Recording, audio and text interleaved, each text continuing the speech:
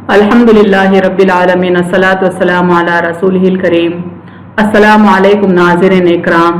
The Islamic law of inheritance का ये episode number 12 है, डॉक्ट्रिन्स ऑफ रद एंड औल पर, यानी रद और औल के कायदे। टॉपिक्स कवर्ड इस तरह से हैं। सबसे पहले इंट्रोडक्शन, उसके बाद हम देखेंगे डॉक्ट्रिन्स ऑफ औल एंड रद, यानी औल और रद के कायदे, उनकी तफसील। आखिर में कुछ एग्जाम्पल्स देखेंगे हम जिनमें रद और औल को कंप्यूट करना सिखाया गया है। सॉल्यूशंस को आसान तरीके से समझाने के लिए पाई डायग्राम्स की मदद भी ली गई है। Introduction, while distributing the assets it is not always possible to have sum of shares equal to unity। यानी हम पिछले वीडियोस में देखे हैं कि जब कभी हमको कोई फैमिली सिनारियो दिया जाता है, हम तमाम शेयर्स को रेसिड्यू के साथ सम अप करके इक्वल टू यूनिटी डालते हैं, लेकिन ऐसा आइडियल केस हमेशा प्रैक्टिकल लाइफ में एग्जिस्ट होना जरूरी नहीं है। जो टोटल सम है वो लेस देन यूनिटी भी हो सकता है और मोर देन यूनिटी भी हो सकता है। चूंकि बास फैमिली सिनारियोज में रेसिडियरी का वजूद ही नहीं होता, यानी जिसको बाकी माल दिया जाता है, रेसिड्यू दिया जाता है, वो शख्स गैर मौजूद होता है। ऐसी सिचुएशंस में सहाबा कराम ने खास तौर पर हजरत अली बिन अबी तालिब रज़ियल्लाहु ताला अन्हु और हजरत उमर बिन खत्ताब रज़ियल्लाहु ताला अन्हु ने कुछ रूल्स बताए हैं। These rules are called as doctrine of अर्रद and all. In rules को, इन कायदों को डॉक्ट्रिन ऑफ अर्रद और डॉक्ट्रिन ऑफ औल कहा जाता है, यानी रद का कायदा और औल का कायदा। अर्रद is applied when the sum of shares is less than unity, यानी अर्रद का जो कायदा है उस वक्त अप्लाई किया जाता है जब सम ऑफ शेयर्स, यानी शेयर्स को टोटल करने के बाद हम देखते हैं कि वो लेसर देन यूनिटी हुआ है, तब अर्रद का कायदा अप्लाई होगा। उसी तरह से डॉक्ट्रिन ऑफ औल is applied when the sum of the shares is more than unity, यानी कभी शेयर्स का सम मोर देन यूनिटी भी होता है। इस मसले को हल करने के लिए डॉक्ट्रिन ऑफ औल अप्लाई किया जाता है। एब्सेंस ऑफ रेसिडियरीज इन फैमिली, इस किस्म के सिचुएशंस उमूमन उस वक्त क्रिएट होते हैं जब फैमिली में रेसिडियरीज ना हो, यानी असबा कोई ना हो, बाकी माल पाने वाला, रेसिड्यू माल पाने वाला कोई ना हो। Assume a family scenario where there is no residuary and only shares exist, यानी आप तसव्वुर करें कि एक ऐसी फैमिली है जिसमें कोई रेसिडियरी नहीं है, सिर्फ शेयर्स मौजूद है। In this case the residue is called as अर्रद। ऐसे सिचुएशन में रेसिड्यू को अर्रद कहेंगे। This residue should be distributed, इस रेसिड्यू को तकसीम किया जाना चाहिए। Distribution of the assets of a deceased among only sharers in the absence of residuaries can create one of the possibilities, यानी मरहूम के मीरास की तकसीम जब सिर्फ शेयर्स में करनी हो और रेसिडुअरीज की एब्सेंस हो, तो ऐसी सिचुएशन में तीन पॉसिबिलिटीज, तीन मुमकिनात हो सकते हैं। पहली पॉसिबिलिटी है the sum of the shares can be unity, यानी शेयर्स को सम अप करने से इक्वल टू यूनिटी आएगा और कोई रेसिड्यू बचेगा ही नहीं। क्योंकि रेसिड्यूरी एब्सेंट है, इसलिए यह सोल्यूशन अपने आप मसला हल कर देता है। दूसरी पॉसिबिलिटी देखें, the sum of the shares can be more than unity, यानी तमाम शेयर्स के शेयर्स को सम अप करने से इक्वल टू 1 नहीं आएगा बल्कि ग्रेटर देन 1 आएगा। इस मसले को हल करना हमारा काम होगा।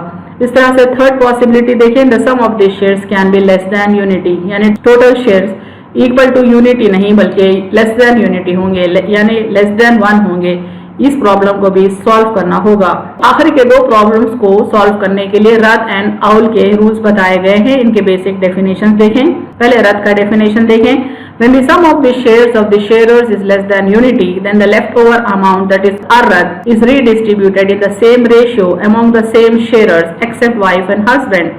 This rule is called doctrine of rad। यानी जब हम तमाम शेयर्स को सम अप करने की कोशिश करते हैं तो देखते हैं कि सम लेस देन यूनिटी हुआ है, यानी कुछ ना कुछ रेसिड्यू, कुछ ना कुछ माल बाकी बच रहा है और ये बाकी माल को रीडिस्ट्रीब्यूट करना हमारी जिम्मेदारी होगी मौजूदा शेयर्स में इन द सेम रेशियो, यानी पहली बार हमने जिस रेशियो में तकसीम किया था उसी रेशियो में हमको दोबारा तकसीम करना होगा, लेकिन वाइफ और हस्बैंड को दोबारा तकसीम में यानी रीडिस्ट्रीब्यूशन में शामिल नहीं किया जाएगा, उन्हें इंक्लूड नहीं किया जाएगा। इस रूल को रद का कायदा कहते हैं। औल का डेफिनेशन देखें। When the sum of the shares of the sharers is more than unity, then the share of each sharer except wife and husband is reduced in the same ratio, यानी कि जब तमाम शेयर्स को सम करने पर total मोर than unity हुआ यानी more than 1 हुआ, तब हर शेयर के शेयर को सेम रेशियो में घटाएंगे जिस रेशियो में उन्हें तकसीम किया गया था, लेकिन ये कटौती वाइफ या हस्बैंड के शेयर्स में से नहीं की जाएगी। इस रूल को, इस कायदे को अउल का कायदा कहते हैं। अब देखेंगे कि ज्यूरिस्ट के क्या कॉल हैं डॉक्ट्रिन ऑफ अर्रत के सिलसिले में। There are differences among jurist about the distribution of अर्रत, यानी जो आइम्मा अरबा हैं उनमें कुछ इख्तिलाफात हैं। सबसे पहले हम देखते हैं हनफी और हम्बली फिक क्या कहता है। अर्रत रिटर्न्स टू द शेयरर्स। इमाम अबू हनीफा और इमाम हम्बल का कहना है कि जो माल बाकी बच रहा है वो शेयरर्स में दोबारा तकसीम होना चाहिए। ये दो भी डॉक्ट्रिन ऑफ अर्रत को फेवर करते हैं कुरान की इस पर्टिकुलर आयत के बेसिस पे, यानी चैप्टर नंबर 33 वर्स नंबर 6 कहती है, blood relatives are nearer the one to the other than other believers, यानी खूनी रिश्तेदार से करीब तर होते हैं बनिस्बत आम मोमिन बंदों के। इस आयत को बुनियाद बनाकर आप दोनों इमामों ने ये स्टेटमेंट दिया है कि बाकी जो माल बचा यानी रेसिड को पब्लिक ट्रेजरी यानी बैतुल माल में नहीं देना चाहिए बल्कि खूनी रिश्तेदारों में तकसीम कर देना चाहिए, क्योंकि खूनी रिश्तेदारों का हक आम मोमिन बंदों से ज्यादा होता है। और चूंकि फैमिली सिनारियो में हस्बैंड या वाइफ ब्लड रिलेशन नहीं होता है, लिहाजा अर्रत को रीडिस्ट्रीब्यूट करते वक्त हस्बैंड और वाइफ को शामिल नहीं करेंगे। रीडिस्ट्रीब्यूशन में सिर्फ और सिर्फ वो शेयरर्स इन्वॉल्व होंगे जो मरने वाले से ब्लड रिलेशन रखते हैं। अगर कोई शेयरर ऐसा ना हो जो ब्लड रिलेटिव हो लेकिन हस्बैंड और वाइफ हो, तब रेसिड्यू यानी बाकी माल डिस्टेंट किड्रेड यानी जवील अरहाम को जाएगा। मजीद इमामों का स्टेटमेंट देखें। शाफई फिक कहता है अर्रत returns to the sharers if there is no proper बैतुल माल, यानी इमाम शाफई के नजदीक अर्रत को बैतुल माल में देना चाहिए, लेकिन अगर पब्लिक ट्रेजरी का किसी मुल्क में खास इंतजाम ना हो तब अर्रत को यानी रेसिड्यू को दोबारा शेयर्स में तकसीम कर देना चाहिए। माली की फिक देखें। इट सेज दैट अर्रत रिटर्न्स टू द बैतुल माल, यानी कि माली की फिक में रेसिड्यू जो है वो किसी हाल पब्लिक ट्रेजरी को जाएगा। इमाम शाफी और इमाम मालिक के ये जो स्टेटमेंट्स हैं यानी अर्रत को पब्लिक ट्रेजरी में भेजने के सिलसिले में, वो कुरान के इस हुक्म की बुनियाद पर है कि कुरान ने शेयरर्स के शेयर्स को फिक्स कर दिया है। अगर हम रीडिस्ट्रीब्यूशन में उन शेयरर्स को मजीद देंगे या उनसे हम कुछ घटाएंगे तो कुरान के हुक्म की नाफरमानी होगी।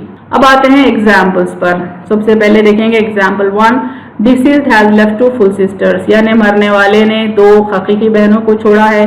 2 यूट्रिन सिस्टर्स, 2 माशरिक बहनें हैं, एंड अ यूट्रिन ब्रदर, और एक माशरिक भाई है। Explain the distribution of the assets worth 10 lakh rupees. हमको मरहूम की मीरास की तकसीम बताना है और मीरास में टोटल 10 लाख रुपीज यानी 10 लाख रुपये। Since there are no descendants and ascendants of the deceased, चूंकि ये फैमिली में मरहूम के ना ही बाप दादा मौजूद है ना ही आल औलाद मौजूद है।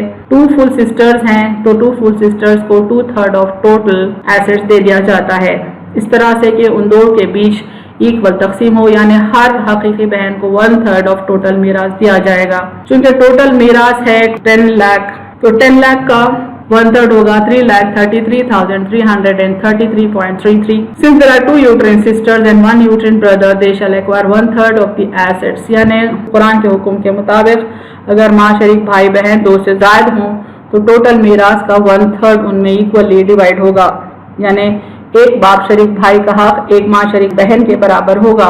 बहरहाल टोटल 1/3 को जब हम 3 भाई बहनों में तकसीम करेंगे तो वो हो जाएगा 10 लाख बाई 9, यानी कि हर माँ शरीक भाई और हर माँ शरीक बहन को मिलेगा 1,11,111। बॉटम लाइन देखें। इस तरह से जो हकीकी बहनों को 2/3 दिया गया और जो माँ शरीक भाई बहनों को 1/3 दिया गया, इनका टोटल सम यूनिटी हुआ, यानी इस पर्टिकुलर प्रॉब्लम में एग्जाम्पल में टोटल सम यूनिटी हुआ, कुछ रेसिड्यू बचा नहीं ग्रेटर देन 1 हुआ है टोटल सम, नहीं लेसर देन 1 हुआ है, यानी ये सोल्यूशन अपने आप में कंप्लीट सोल्यूशन है। इसको मजीद जद्दोजहद हमको करनी नहीं होगी। इसका पाई डायग्राम राइट पर देखें। फुल सिस्टर्स को चूंकि 1/3 और 1/3 गया है, ये बताया गया है। यहाँ पर लीजेंड भी देखें, sister 1 has got 1/3 and sister 2 also has got 1/3 in the pi diagram. और अब देखते हैं एक यूट्रिन ब्रदर और 2 यूट्रिन सिस्टर्स हैं, इनका total share 1/3 of the total asset है। तो ये 1/3 को हम 3 माशरिक भाई बहनों में तकसीम कर रहे हैं, तो हर माशरिक भाई और हर माशरिक बहन का हिस्सा होगा 1/9। तो देख सकते हैं 1/9, 1/9 एंड 1/9। एग्जाम्पल 2 देखें, ये है एक्सटेंशन ऑफ एग्जाम्पल 1, यानी if in example 1 there are no uterine sisters, यानी अगर एग्जाम्पल 1 में से हम यूट्रिन सिस्टर्स को हटा दें then explain the distribution of the assets worth 10 lakh rupees. तो मरहूम ने जो मिराज छोड़ा है 10 लाख रुपए, उसकी तकसीम कैसे होगी। यानी हमने पिछले सोल्यूशन 1 में देखा कि सगी बहनों को 2/3 देने के बाद यूट्रिन ब्रदर्स एंड सिस्टर्स 1/3 ले लिए तो टोटली 1 हो गया। लेकिन यहाँ पर यूट्रिन ब्रदर को तो बताया जा रहा है, लेकिन यूट्रिन सिस्टर्स को सिनारियो में से हटाया जा रहा है, तो कुछ ना कुछ रेसिड्यू जरूर बचेगा। हमको ये समझाना है कि वो रेसिड्यू किस तरह से रीडिस्ट्रीब्यूट होगा इस फैमिली सिनारियो में।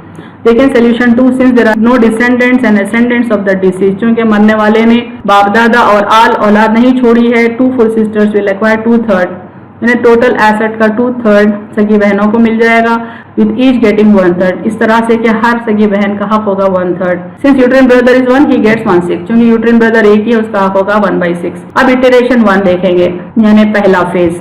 Each sister gets 10 lakh by 3, तो टोटल होगा 3,33,333.33।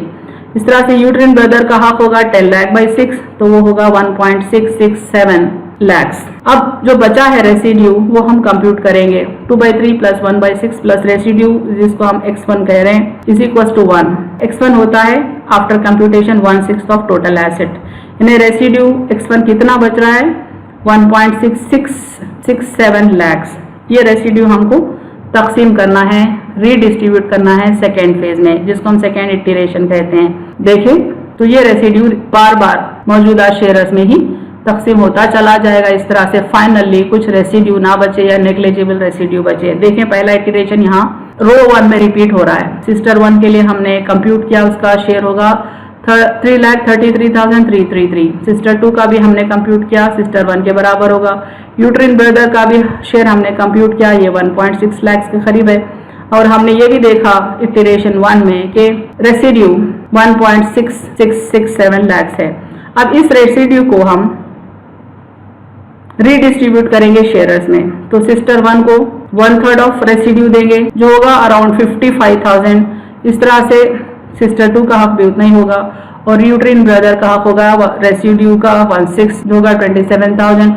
फिर से रेसिड्यू बचेगा, इस रेसिड्यू को हम फिर से डिस्ट्रीब्यूट करेंगे। नेक्स्ट इटरेशन देखें, सिस्टर 1 का हक है रेसिड्यू का 1/3, सिस्टर 2 का भी हक है रेसिड्यू का 1/3, यूट्रिन ब्रदर का हक है रेसिड्यू का 1/6, फिर से रेसिड्यू बचेगा यहाँ पर राइट पर। फिर इस रेसिड्यू को हम रीडिस्ट्रीब्यूट करेंगे एज यूजुअल। सिस्टर 1 का हक है 1/3 of the residue, then sister 2 का हक है 1/3 ऑफ रेसिड्यू, यूट्रिन ब्रदर का हक है 1/6 ऑफ रेसिड्यू, और फिर से रेसिड्यू बचेगा। तो उस रेसिड्यू को हम फिर कंप्यूट कर रहे हैं, तो देखें सिस्टर 1 का हक होगा 1/3 ऑफ प्रेजेंट रेसिड्यू, फिर सिस्टर 2 का भी हक उतना ही होगा, यूट्रिन ब्रदर का भी हक उतना ही होगा। आखिर में बचेगा रेसिड्यू 128.6028। उस रेसिड्यू को हम फिर रीडिस्ट्रीब्यूट कर रहे हैं, तो देखें सिस्टर 1 को 1/3 ऑफ रेसिड्यू दैट इज 42.8676। उस तरह से सिस्टर 2 को भी 1/3 ऑफ रेसिड्यू, उसके बाद यूट्रिन ब्रदर को 1/6 ऑफ रेसिड्यू, आखिर में फिर बचेगा रेसिड्यू 21.4338। उस रेसिड्यू को हम फिर से इटरेट कर रहे हैं, रीडिस्ट्रीब्यूट कर रहे हैं, तो सिस्टर 1 को मिलेगा 1/3 ऑफ रेसिड्यू एज यूजुअल, फिर सिस्टर 2 को 1/3 ऑफ रेसिड्यू एज यूजुअल, और यूट्रिन ब्रदर को 1/6 ऑफ रेसिड्यू एज यूजुअल। तो फाइनल रेसिड्यू बच रहा है 3.5723, यानी 3 रुपए 8 आने के करीब अप्रोक्सीमेटली। इसको आप मजीद डिस्ट्रीब्यूट कर सकते हैं, या ये चूंकि नेग्लिजिबल है इसको नेग्लेक्ट किया जा सकता है। इस तरह से इतने इटरेशंस करें कि फाइनली जो रेसिड्यू बच रहा है वो नेग्लिजिबल हो जाए।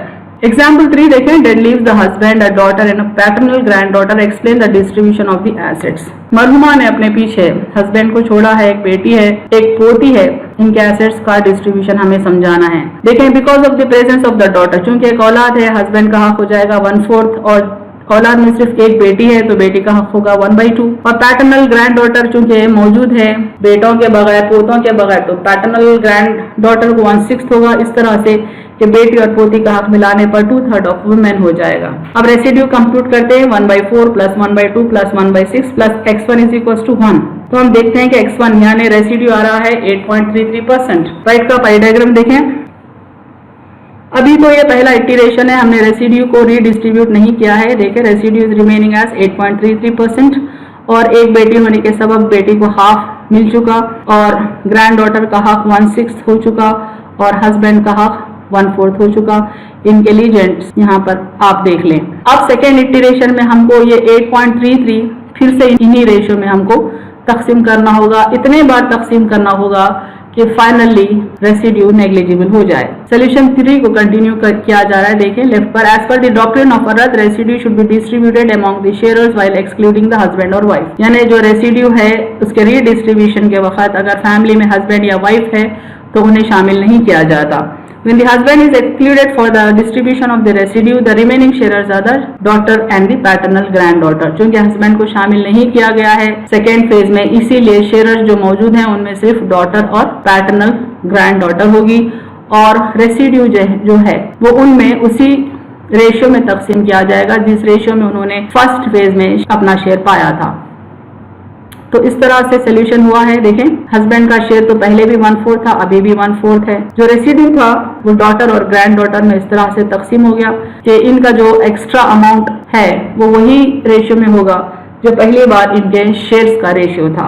एग्जाम्पल 4 देखें, dead leaves the mother and daughter behind, explain the distribution of her assets. यानी एक खातून ने अपने पीछे अपनी माँ और बेटी को छोड़ा है, उनके एसेट्स का डिस्ट्रीब्यूशन हमें बताना है। Since there is one daughter, चूंकि एक बेटी है यानी मरहुमा की औलाद है, लिहाजा माँ को मिल जाएगा 1/6 और चूंकि बेटी सिर्फ एक है फैमिली में तो बेटे का हक हो जाएगा हाफ। जब हम टोटल करते हैं तो देखते हैं कि ये टोटल लेसर देन 1 हुआ है, यानी कुछ रेसिड्यू जरूर बचा है। रेसिड्यू कंप्यूट करते हैं, नीचे देखें रेसिड्यू कंप्यूटेशन बताया गया है, यानी 1/6 + 1/2 + x1 = 1। तो x1 यानी रेसिड्यू हुआ है 33.33%। इतना रेसिड्यू हमको दोबारा डिस्ट्रीब्यूट करना होगा मदर एंड डॉटर के बीच। तो मदर का हक चूंकि 1/6 ऑफ टोटल है तो सेकेंड फेज में वो 1/6 ऑफ रेसिड्यू होगा और डॉटर का हक 1/2 ऑफ रेसिड्यू होगा सेकेंड फेज में। इस तरह से थर्ड फेज में जो रेसिड्यू रहेगा उसको ये रेशियो में डिवाइड करेंगे। इस तरह से रिपीटेडली इटरेट करने के बाद रेसिड्यू नेग्लिजिबल हो जाएगा। राइट पर फिगर देखें, ये पहला फेज है, पहला इटरेशन है। हाफ हमने डॉटर को दे दिया चूंकि वो अकेली है और माँ का हक 1/6 है डॉटर के प्रेजेंस के सबब, और ये रेसिड्यू है बाकी माल 33.33%। इसको हम इटरेटिवली बेटी और माँ में तकसीम करते जाएंगे यहाँ तक के रेसिड्यू नेग्लिजिबल हो जाए। एग्जाम्पल 5 देखें, dead leaves husband and 2 full sisters behind, explain the distribution of the assets. यानी मरहुमा ने अपने पीछे अपने हस्बैंड को और 2 हकीकी बहनों को छोड़ा है, इनके एसेट्स का डिस्ट्रीब्यूशन हमें समझाना है। Since there are no ascendants and descendants of the deceased, 2 full sisters get 2/3 1/3 for each. यानी चूंकि मरहुमा के बाप दादा नहीं है, आल औलाद नहीं है, लिहाजा 2 हकीकी बहनों को टोटल मिरास का 2/3 मिल जाएगा। इस तरह से कि हर हकीकी बहन को 1/3 मिले। इस तरह से हस्बैंड का हिस्सा होगा 1/2 चूंकि मरहुमा की कोई औलाद नहीं है। तो देखिए टोटल कितना होगा 2/3 + 1/2, ये तो ग्रेटर देन 1 हो गया है। तो यहाँ पे हम डॉक्ट्रिन ऑफ आउल अप्लाई करेंगे, यानी इस तरह से एडजस्ट करेंगे शेयर्स को कि इक्वल टू 1 हो जाए। लेकिन जब रीएडजस्टिंग करते हैं तो डॉक्ट्रिन ऑफ आउल के तहत हस्बैंड के शेयर को नहीं चेंज किया जाएगा, only modification can be done in sharers who have blood relation with the dead। यानी ऐसे शेयरर्स के हक में कटौती की जाएगी जिनका खूनी रिश्ता मरहुमा के साथ या मरहूम के साथ हो। ये है डॉक्ट्रिन ऑफ आउल। लिहाजा यहाँ पर 2 हकीकी बहनों के हक में से कटौती की जाएगी इस तरह से कि उनका हक मरहुमा के हस्बैंड के हक के साथ ऐड करने पर टोटल हो जाएगा 1। इसी को यहाँ पर लेफ्ट पर बताया गया है। देखिए reduction of extra amount from the shares of sisters, यानी बहनों के शेयर्स में से हमको एक्स्ट्रा माल निकालना है।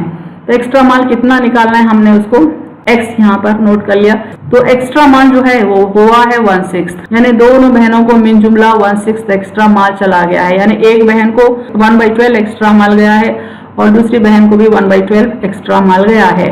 लिहाजा इनके हक में से हम निकालेंगे, हमने इनको पहले दे दिया था 1/3, इसमें से हम निकाल रहे हैं 1/12, तो इनके लिए बचेगा 25% जो इनको देना चाहिए। इस तरह से दूसरे बहन को भी हमने 1/3 दे दिया था, अब इनके हक में से वो एक्स्ट्रा माल निकालेंगे, रिड्यूस कर लेंगे।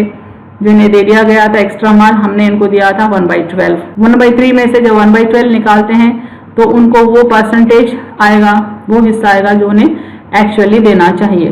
तो राइट पर इसका पाई डायग्राम बताया गया। देखें हस्बैंड के शेयर में कोई कटौती नहीं है, इन्हें पहले भी 50% था, अभी भी 50% है। दोनों बहनों के हुकूक में कटौती की गई है as per doctrine of owl. तो दोनों बहनों का फाइनल शेयर हुआ है 25% ईच।